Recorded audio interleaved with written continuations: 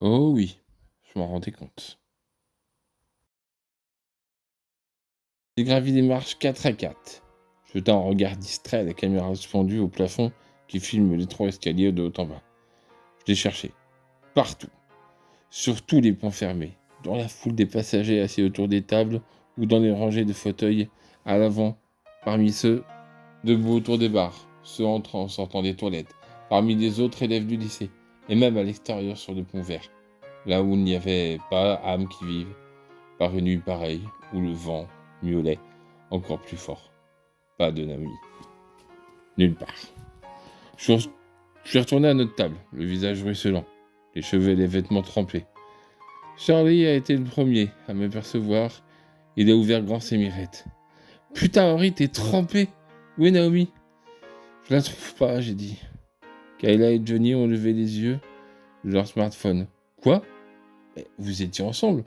On vous a vu descendre.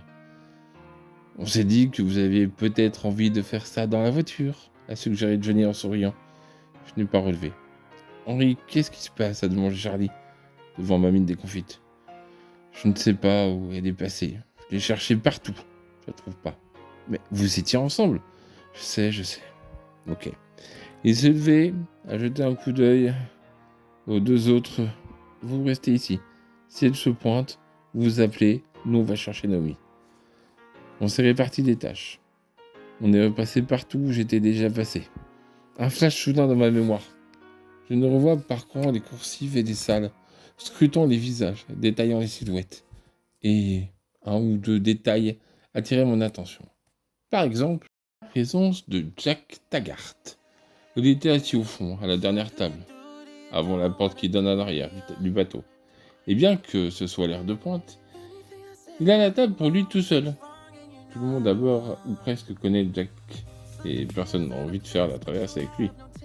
Taggart vit seul, au fond des bois, du côté le plus inhospitalier de l'île, au pied du mont Gardner, la plus haute montagne de Glass Island, qui culmine à 2408 pieds, soit 730 mètres. Il a la réputation d'être un sale type. Et, croyez-moi, parfois les réputations sont justifiées. Ce soir-là, il fait un puzzle. Il y a toujours des puzzles sur les ferries. Elle a dû s'enfermer dans les toilettes des femmes, a dit Charlie. T'as vérifié les toilettes des femmes? Bien sûr que non. Alors elle est là. Son assurance était communicative. Charlie est un type qui doute rarement, sauf en ce qui concerne les filles. Il traverse la vie par toute voile dehors. Il a mis une main sur mon épaule. Ça s'est mal passé, hein. Pendant une fraction de seconde, j'ai lu autre chose que de la compassion dans son regard.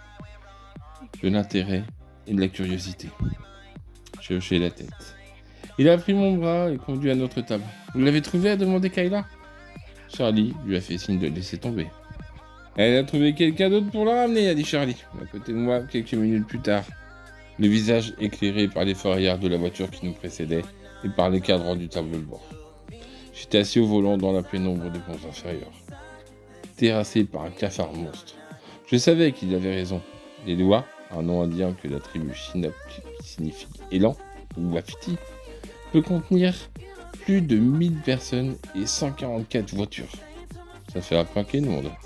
Elle avait très bien pu nous éviter. Trouver refuge dans la voiture de n'importe quel autre élève du bahut, fille ou garçon. Des sirènes ont retenti dans les entrailles du navire. Les gyrophares sont mis à tournoyer, jetant des lueurs orangées sur les pare-brises. J'ai mis en route les essuie-glaces et on a démarré à la queue leu en direction des lumières noyées d'East Harbour, tandis que les employés en gilet jaune agitaient leurs bâtons fluorescents.